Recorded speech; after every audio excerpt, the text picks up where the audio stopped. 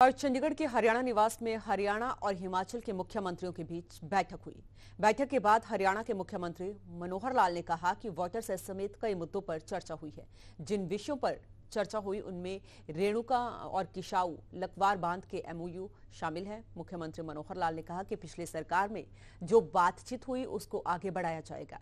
इसमें केंद्रीय जल शक्ति विभाग को भी शामिल करेंगे और राज्यों को अपनी जरूरत के अनुसार बिजली और पानी मिल सके।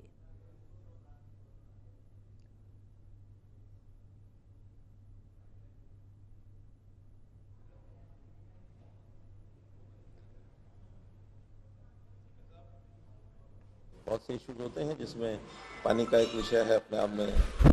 कुछ इश्यूज हमारे बिजली को लेकर के, कुछ हमारे नए प्रपोजल्स हैं।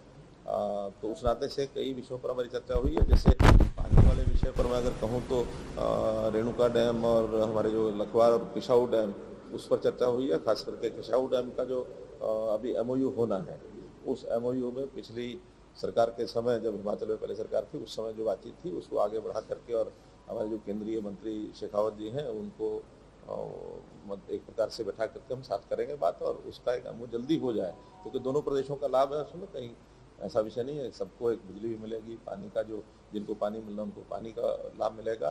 तो इस प्रकार से किया। ऐसे ही एक आदि बद्री का जो हमारा डैम का एक समझौता हमारा पहले हो चुका है, उस पर भी एनवायरमेंट क्लियरेंस जो होनी है उसको शुरू करके, ताकि उसको भी काम को शुरू कराएं।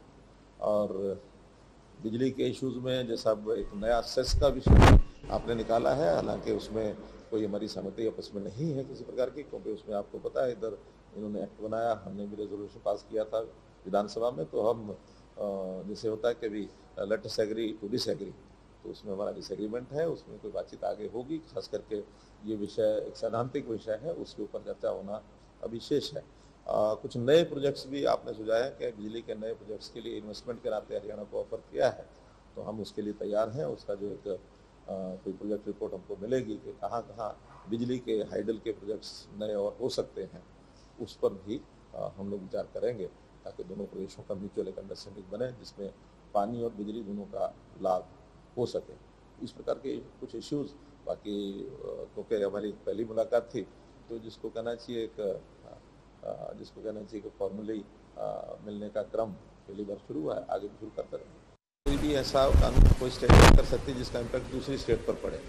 तो एक प्रकार से, क्योंकि सेस अगर वहाँ लगता है तो बिजली के ऊपर रेट बढ़ेगा, और जो बिजली स्टेट खरीदने वाले हैं उसके ऊपर उसका जो इम्पैक्ट है वो जाएगा, और उसके लिए हम तैयार नहीं हैं। इनका कहना है कि वो इम्पैक्ट नहीं जाएगा या बहुत कम जाएगा, लेकिन विषय तो सैद्धांतिक है। उस सैद्धांतिक विषय में ज़रा चर्चा करेंगे। उसमें केंद्र सरकार की ओर से भी, जैसा आपने बताया, पत्र में लिखा है कि हम इस प्रकार का कोई सेस जो इंटरेस्टेड जिसका इफेक्ट हो, उसको हम सरप्लस जो कोटा होता है उसके डिस्ट्रीब्यूशन में उनको वो नहीं देंगे। अब अलग अलग विषय है, लेकिन फिर भी बातचीत के रास्ते हमेशा खुले होते हैं। ग्रांट का नहीं था विषय, वो ग्रांट का नहीं था, वो विषय था कि जो एलोकेशन ऑफ अनडिस्ट्रीब्यूटेड कोटा, ऐसा कुछ शब्द है उसमें, कि अनएलोकेटेड जो पावर का कोटा है वो उनको नहीं दिया जाएगा, डिमांड पर भी नहीं दिया जाएगा, ऐसा उन्होंने निर्णय किया। लेकिन हिमाचल सीएम ने भी मीडिया से बातचीत में कहा था कि वाटर पर कोई सेस नहीं लगाया गया है, वो गलत कंफ्यूजन प्रोजेक्ट पे है, वो हाइड्रो पर ही है। लेकिन हाइड्रो का आकर बिजली जहाँ बिकेगी, अल्टीमेटली तो उसका जो असर है वो बिजली पर जाएगा, और जब बिजली पर जाएगा तो जो बिजली खरीदती है, हम भी आखिर हिमाचल से बनी हुई बिजली हरियाणा लेता ही है काफी। तो कितनी बिजली लेते हैं हम?